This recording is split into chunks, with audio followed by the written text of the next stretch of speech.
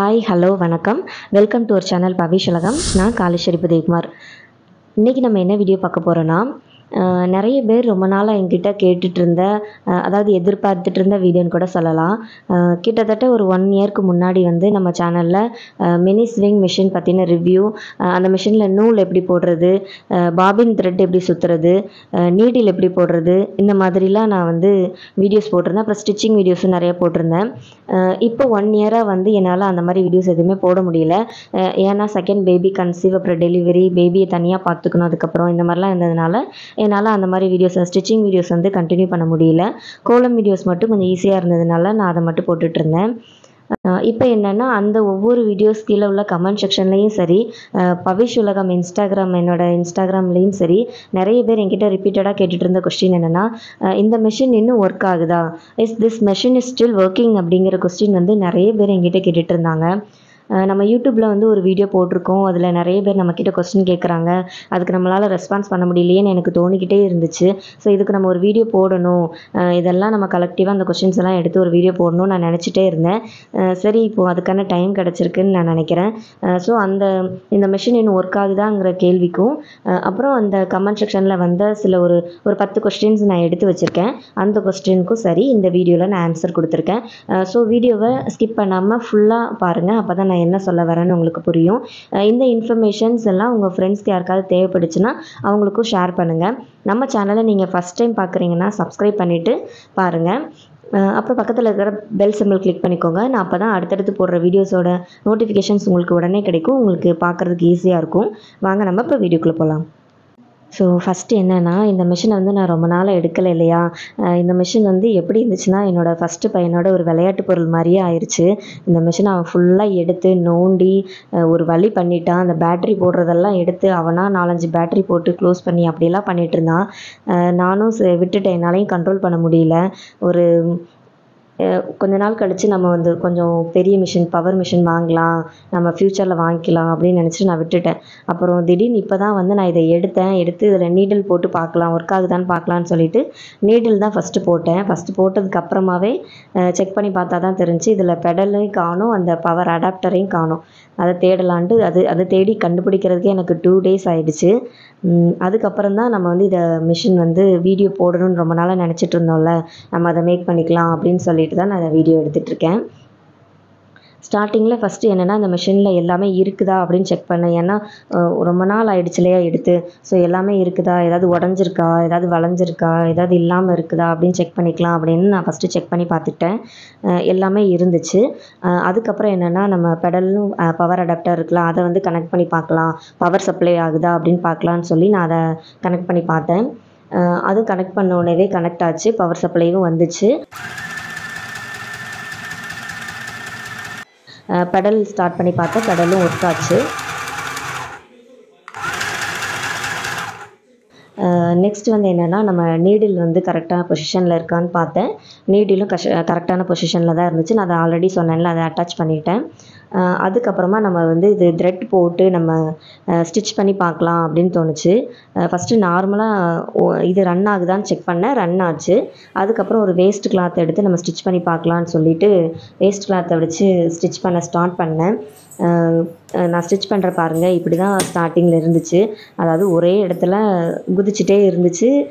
இது கிளாத்தும் மூவ் ஆகலை, ஸ்டிச்சிங்கும் விழுகலை.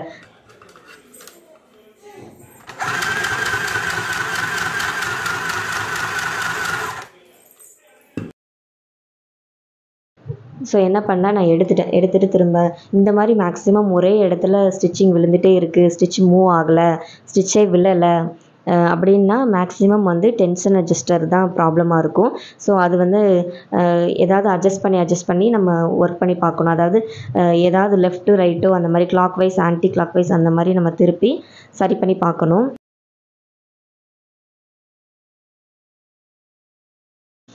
அந்த டென்ஷன் அட்ஜஸ்டர் கிட்ட அந்த 2 வளைவு மாதிரி இரும்பில் இருக்கும் இல்லையா, அந்த நம்ம நூல் விடுவோம் உள்ள, அந்த நூல் இருக்கிற இடம் வந்து ரொம்ப டைட்டாகவும் இருக்கக்கூடாது. நான் காமிக்கிற பாருங்கள், இந்த மாதிரி இடம் ரொம்ப டைட்டாகவும் இருக்கக்கூடாது, ரொம்ப லூஸாகவும் இருக்கக்கூடாது. அந்த மாதிரி வச்சுக்கோங்க. அப்படி இருந்ததுன்னா ஓரளவுக்கு கரெக்டாக ஸ்டிச் விழுகும். நான் கொஞ்சம் அதை அட்ஜஸ்ட் பண்ணிவிட்டு நான் திரும்ப ஸ்டிச் பண்ணி பார்த்தேன். பார்த்திங்கன்னா தெரியும், ஸ்டார்டிங்லேயே அந்த ஸ்டார்ட் கூட பண்ணலை, அதுக்குள்ளே நூல் அறுந்து போச்சு. இப்போவும் அது கரெக்டாக இல்லை. திரும்ப நான் அதை இன்னும் கொஞ்சம் அட்ஜஸ்ட் பண்ணி கொஞ்சம் லைட்டாக திருப்பிட்டு திரும்ப செக் பண்ணி பார்த்தேன்.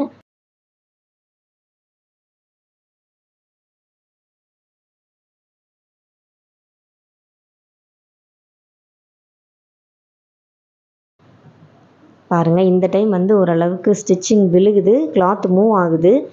பட் ஆனால் ஸ்டிச்சிங் கரெக்டாக விழுதா என்னன்னு தெரியல, பார்க்கலாம். பாருங்கள், இந்த அளவுக்கு ஸ்டிச்சிங் விழுந்திருக்கு. ஓகே, ஓரளவுக்கு பரவாயில்ல. ஆனால் இன்னும் கூட நல்லா ஸ்டிச்சிங் விழுகும். ஸோ நான் திரும்பவும் லைட்டாக அட்ஜஸ்ட் பண்ணிவிட்டு திரும்ப ஒரு டைம் செக் பண்ணி பார்த்தேன்.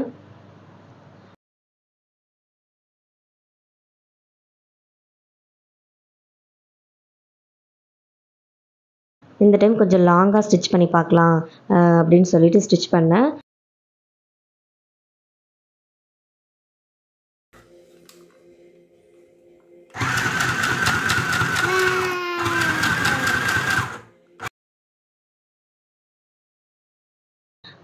ஓரளவுக்கு பரவாயில்ல, ஸ்டிச்சிங் நல்லாவே விழுந்துச்சு. எடுத்து காமிக்கிற பாருங்கள்.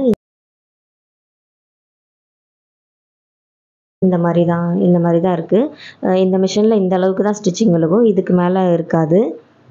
நார்மல் நம்ம பெடல் மிஷினில் அளவுக்கு ஸ்டிச்சிங் டைட்டாக இருக்காது, இந்த மாதிரி தான் இருக்கும். ஸோ ஓரளவுக்கு ஓகே. இவ்வளோ நாள் ஆகி நம்ம இவ்வளோ நாள் எடுக்காமல் இருந்தோம், இந்த மிஷின் இவ்வளோவாவது ஸ்டிச்சிங் விழுகுதேன்னு நினச்சி நான் சந்தோஷமாயிட்டேன். நான் சொன்ன மாதிரி தான் இந்த மிஷின் வந்து நீங்கள் வந்து இத்தனை வருஷம் ஒர்க் பண்ணுறீங்க. ஒருத்தவங்க கூட கேட்டிருந்தாங்க, 2 வருஷம் வாரண்ட்டி கொடுப்பீங்களா இந்த மிஷினுக்கு அப்படின்னு சொல்லி. நான் ஆக்சுவலி சொல்லப்போனால் நான் இந்த மிஷின் வாங்கினதுக்கப்புறம் தான் இதில் வந்து எப்படி இது ஒர்க் ஆகுது எல்லாமே நானும் யூடியூப்பில் பார்த்து தான் கற்றுக்கிட்டேன். யூடியூப்பில் பார்த்து தான் தெரிஞ்சுக்கிட்டேன். அதுக்காக நான் சொல்கிறத வச்சு இந்த மிஷின் வாங்குங்கன்னு நான் சொல்லவே மாட்டேன். நான் சொல்கிறத வச்சு இந்த மிஷின் வாங்காதீங்க. நீங்களும் உங்களோட பர்சனல் ரிசர்ச் வந்து பண்ணுங்கள். நிறைய பேர் இப்போல்லாம் யூடியூப்லலாம் சொல்கிறாங்க, அதெல்லாம் வச்சு பாருங்கள். புதுசாக நீங்கள் ஸ்டிச்சிங் பழக போகிறீங்கன்னா கண்டிப்பாக இந்த மிஷின் வாங்காதீங்க. நீங்கள் பெடல் மிஷின் வாங்குங்க. பெடல் மிஷினில் நீங்கள் ஸ்டிச்சிங் பழகிட்டிங்கன்னா எந்த மிஷின்லனாலுமே நீங்கள் வந்து ஸ்டிச்சிங் ஈஸியாக இருக்கும் உங்களுக்கு. நான் வாங்கினதுக்கப்புறம் நான் எதுக்காக இதை யூஸ் பண்ணிக்கிட்டேன்னா, நம்ம சின்னதாக ஒரு சாரீ அடிக்கணும், இல்லை நைட்டி ஏதாவது அட்ஜஸ்ட் பண்ணணும், டாப் அடிக்கணும், ஹேண்ட் ஸ்டிச் பண்ணணும் அப்படின்னாலும் கூட நம்ம கடைக்கு தான் போக வேண்டியது இருக்குது. அதுக்காக தான். ஏன்னா எனக்கு ஸ்டிச்சிங் தெரியும், நம்ம ஏன் அதுக்கெல்லாம் கூட பக்கத்து கடைக்கு போகணும், அது டைம் வேஸ்ட் பண்ணணும்னு சொல்லி தான் நான் இதை வாங்கினேன். நம்மளுக்கு இது யூஸ்ஃபுல்லாக இருக்குன்னு தான் வாங்கினேன். எனக்கு அதை யோசித்து பார்க்கும்போது எனக்கு அது யூஸ்ஃபுல்லாக தான் இருந்துச்சு. பட் ஃபுல் ஃப்ளெஜ்டாக நம்ம இதில் ஸ்டிச் பண்ணணும்னா கண்டிப்பாக முடியாது. ஏன்னா எனக்கும் இதில் வந்து நூல் அடிக்கடி கட் ப்ராப்ளம் இருக்குது. அப்புறம் இந்த பேட்டரிலாம் போட்டு எனக்கும் ஒர்க் ஆக மாட்டேங்குது. பவர் அடாப்டர் ஓகே ஓரளவுக்கு ஒர்க் ஆகுது. பட் ஆனால் இந்த மிஷின் வாங்கினதுலேருந்தே நான் ஃபுல் ஃப்ளெஜ்டாக ஸ்டிச் பண்ணதுன்னு பார்த்தீங்கன்னா, நம்ம சேனலில் வந்து பிளேலிஸ்ட்டில் ஸ்டிச்சிங் வீடியோஸ்னு ஒரு பிளேலிஸ்ட் நான் வச்சுருப்பேன். அந்த பிளேலிஸ்ட்டில் எத்தனை வீடியோஸ் இருக்கோ அது மட்டும்தான் நான் ஃபுல் ஃப்ளெஜ்டாக வீடியோஸ்க்காக நான் பண்ணது. மற்றபடி நான் பர்சனலாக யூஸ் பண்ணது என்னென்னா, இந்த மாதிரி தான் சாரீ அடிக்கிறது, நைட்டி ஏதாவது பிடிச்சடிக்க வேண்டியதுன்னா அடிக்க வேண்டியது, அப்புறம் நம்ம ரெடிமேடாக டாப்ஸ் எல்லாம் எடுப்போம் இல்லையா, அதை ஒரு எக்ஸ்ட்ரா ஸ்டிச் போடுறது, ஏதாவது கிழிஞ்சிருந்துச்சுன்னா அதை நம்ம ஸ்டிச் பண்ணுறது, குழந்தைங்க துணி ஏதாவது புதுசாக வாங்கினோன்னா அது ஒரு ஸ்டிச் பண்ணுறது, இந்த மாதிரி தான் நான் இதை யூஸ் பண்ணியிருக்கேன். அதுக்கப்புறம் என்கிட்ட இருக்கிறதெல்லாம் பார்த்திங்கன்னா, நான் அந்த மிஷின் வாங்கும்போது வாங்கின த்ரெட்ஸ் மட்டும்தான் நான் இன்னமும் வச்சுருக்கேன். ஸோ பழைய நூலுங்கிறதுனால கூட எனக்கு அடிக்கடி த்ரெட்டு கட் ஆகிட்டே இருக்கலாம். மற்றபடி மற்ற எந்த பிரச்சனையும் எனக்கு இதில் வரல.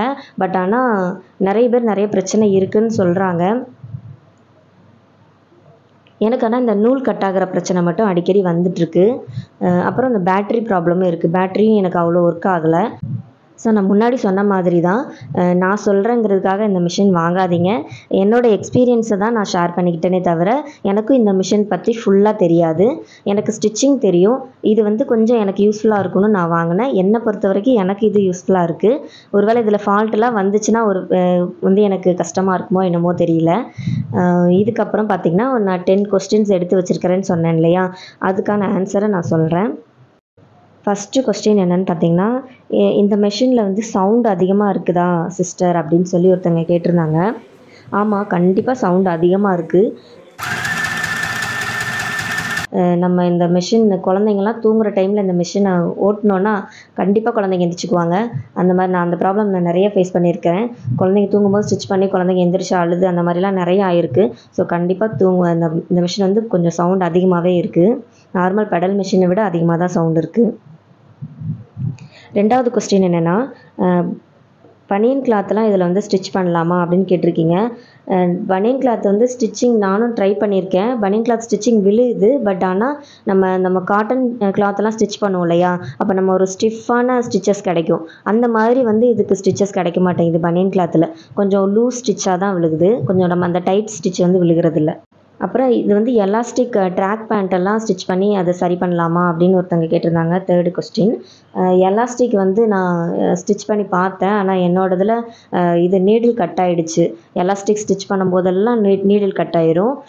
கொஞ்சம் அந்த இழுத்து பிடிக்கும் போது ஏன்னா நம்ம இதில் ஆயில் போட்டதே கிடையாது என்னோடய மிஷினில். ஸோ ஒரு வேளை ஆயில் போடலாமான்னு எனக்கு தெரியல. நம்ம மற்ற பெடல் மிஷின்லலாம் ஆயில் போடுவோம், நம்மளுக்கு ஸ்மூத்தாக இருக்கும் ஸ்டிச்சிங்கு. அதனால் எலாஸ்டிக் ஸ்டிச் பண்ணுறதுக்கு கொஞ்சம் ஈஸியாக இருக்கும். பட் ஆனால் இதில் வந்து என்னால் ஸ்டிச் பண்ண முடியல எலாஸ்டிக்கு. என்னோடய எக்ஸ்பீரியன்ஸை நான் சொல்கிறேன். எலாஸ்டிக் எப்போல்லாம் நான் ஸ்டிச் பண்ணுறேனோ அப்போல்லாம் இது நீடில் கட் ஆகிடும். அப்புறம் ஃபோர்த்து கொஸ்டின் என்னென்னு பார்த்தீங்கன்னா, இதோட ஸ்பேர் பார்ட்ஸ் அப்புறம் சர்வீஸ்லாம் எப்படி இருக்கும், நீங்கள் எங்கே வாங்குவீங்க அப்படின்னு கேட்டிருக்கீங்க. நான் இதில் வந்து ஸ்பேர் பார்ட்ஸ் இது வரைக்கும் நான் வாங்கினதே இல்லை. சர்வீஸும் நான் பண்ணதில்லை. நான் சொல்கிறேனே, இந்த 1 இயராக நான் இதை யூஸ் பண்ணல, இப்போ தான் எடுத்திருக்கேன். இது ஓரளவுக்கு ஒர்க் ஆகுது. ஆனால் முன்னாடி மாதிரி இல்லை, கொஞ்சம் சவுண்டும் அதிகமாக தான் கேட்குது. பட் ஆனால் ஸ்பேர் பார்ட்ஸ் எதுவும் நான் வாங்கலை, நீடில் தவிர. நீடில் வந்து மற்ற மிஷினுக்கெல்லாம் நம்ம என்ன நீடில் போடுவோமோ அதே நீடில் தான் நம்ம இதுக்கும் யூஸ் பண்ணுறோம். ஸோ அதனால் நீடில் தவிர வேறு எதுவுமே நான் இதுக்கு வாங்கலை. ஃபிஃப்த்து கொஸ்டின் என்னென்னா, லேஸ் வச்சு ஸ்டிச் பண்ணலாமான்னு கேட்டிருக்கீங்க. கண்டிப்பாக லேஸ் வச்சு ஸ்டிச் பண்ணலாம். ஸ்டிச் நல்லாவே விழுகுது. பட் ஆனால் ஸ்டோன் இருந்துச்சுன்னா பார்த்து ஸ்டிச் பண்ணுங்கள். ஸ்டோன் இருந்ததுன்னா நார்மல் மிஷின்லேயே நம்மளுக்கு நீடில் கட் ஆகிடும், பார்த்துக்கோங்க. நூலும் கட் ஆகும், நீடிலும் கட் ஆகிடும், பார்த்துக்கோங்க. லைனிங் ப்ளவுஸ் ஸ்டிச் பண்ணலாமான்னு ஒருத்தங்க கேட்டிருக்காங்க. 6th question. லைனிங் ப்ளவுஸும் ஸ்டிச் பண்ணலாம். நார்மலாக தான், நல்லா நார்மல் காட்டன் கிளாத்து அந்த மாதிரிலாம் இருந்ததுன்னா ஸ்டிச் பண்ணலாம்.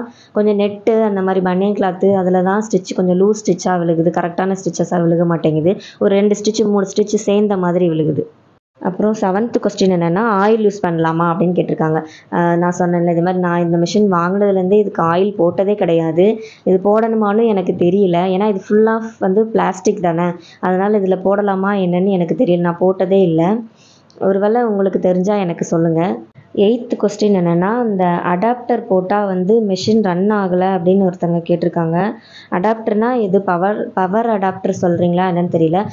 பவர் அடாப்டர் போட்டால் மிஷின் ரன் ஆகலைன்னா அது என்ன பிரச்சனை, இந்த உள்ளே ஏதாவது பிரச்சனையாக இருக்கும்னு தோணுது எனக்கும் பெருசாக அதை பற்றி எதுவும் தெரியல. பவர் அடாப்டர் பிரச்சனைனா நீங்கள் பேட்ரி போட்டு செக் பண்ணி பாருங்கள். பேட்ரி போட்டு ரன் ஆச்சு, மிஷின் ஒர்க் ஆச்சு அப்படின்னா ஒருவேளை உள்ள ப்ராப்ளம் இல்லை, பவர் அடாப்டரில் தான் பிரச்சனை இருக்குதுன்னு அர்த்தம். அதை செக் பண்ணிக்கோங்க. இன்னொருத்தங்க 9வது கொஸ்டின் என்னென்னா, சுடிதார் ஸ்டிச் பண்ண முடியுமா அப்படின்னு ஒருத்தங்க கேட்டாங்க. சுடிதார் ஸ்டிச் பண்ணலாம். நார்மல் நம்ம காட்டன் அந்த மாதிரி துணி நார்மல் கிளாத்தஸ்லாம் பண்ணலாம். நெட்டு நான் சொன்ன மாதிரி நெட்டு அதெல்லாம் பண்ணுறதுக்கு ஸ்டிச்சிங் விழுகாது.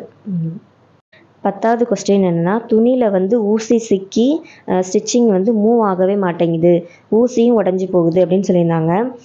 நான் ஸ்டார்டிங்கில் காமிச்சிருப்பேன் என்னோடய மிஷின் அப்படி இருந்து துணியில் வந்து அந்த ஒரே இடத்துல குத்தி அந்த மிஷின் வந்து ரன் ஆகவே இல்லை, அந்த மாதிரி இருந்துச்சு. நான் வந்து டென்ஷன் அட்ஜஸ்டர் வந்து அட்ஜஸ்ட் பண்ணி சரி பண்ணேன். ஸோ நீங்களும் ஒரு வேளை அந்த மாதிரி செக் பண்ணி பாருங்கள். திரும்பவும் அது வந்து நூல் வந்து ஊசி வந்து ஸ்டிச்சிங் கிளாத்தில் சிக்கிட்டு இருந்துச்சுன்னா பாபின் எடுத்து ஒரு டைம் சரி பண்ணி பாருங்கள். பாபினில் உள்ள நூல் ஏதாவது சிக்கியிருக்கா, அல்லது லூஸாக நீங்கள் நூல் சுற்றிருக்கீங்களான்னு பார்த்துக்கோங்க. அப்படி இருந்தாலும் அந்த மாதிரி உள்ள கிளாத்தில் சிக்கும். அதை செக் பண்ணிவிட்டு அதுக்கப்புறமா நீங்கள் ஸ்டிச் பண்ணி பாருங்கள். அப்புறம் இந்த ஊசியில் உள்ள அந்த கார்னர் இருக்கு இல்லையா, அது நல்லா ஷார்ப்பாக இருக்கான்னு செக் பண்ணிக்கோங்க. அது கொஞ்சம் உடஞ்சிருந்துச்சா இல்லை அது ஷார்ப்னஸ் போயிருந்துச்சுனாலும் கிளாத்தில் வந்து குத்தி சிக்குகிறதுக்கு வாய்ப்பு இருக்குது. செக் பண்ணி பார்த்துக்கோங்க. இவ்வளோ தான். இந்த 10 கொஷின்ஸ் தான் நான் எடுத்து வச்சுருந்தேன். எனக்கு தெரிஞ்ச அளவுக்கு நான் இந்த மிஷினை பற்றி சொல்லியிருக்கேன். இது வந்து எந்த ப்ரமோஷனும் கிடையாது, எந்த ஸ்பான்சர்ஷிப்பும் கிடையாது. நானாக நெட்டில் சர்ச் பண்ணி நானாக அந்த மிஷின் வாங்கினேன். எனக்கு தெரிஞ்சதை நான் யூடியூப்பில் சர்ச் பண்ணி எனக்கு தெரிஞ்ச மாதிரி நான் இந்த மிஷின் யூஸ் பண்ணேன். என்னோடய எக்ஸ்பீரியன்ஸை தான் நான் உங்ககிட்ட ஷேர் பண்ணேன். இப்போவும் அதே மாதிரி தான். இந்த 1 இயரில் அந்த மிஷின் எடுக்கலை, இப்போ நான் எடுத்தேன். அந்த மிஷின் எப்படி இருந்துச்சுன்னு உங்களுக்கு காமிச்சிட்டேன். இப்போ ஸ்டிச்சிங் விழுகுதான்னு உங்களுக்கு நான் காமிச்சிருக்கேன்.